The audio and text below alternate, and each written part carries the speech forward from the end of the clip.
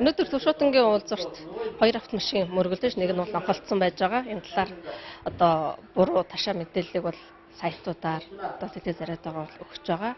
Энийг одоо үнэн мэдээллийг бол та бүхэн төрөхгүй хоёр автомашин мөргөлдөөд ачигч машин очиж арчсан. Үүнээс хойш одоо ачлалтын автомашин өөрөө онхолдож ийм зөрчил гаргаагүй юмаа гэдэг бас энэ ташаа мэдээллийг та бүхэндээ залруулж байна.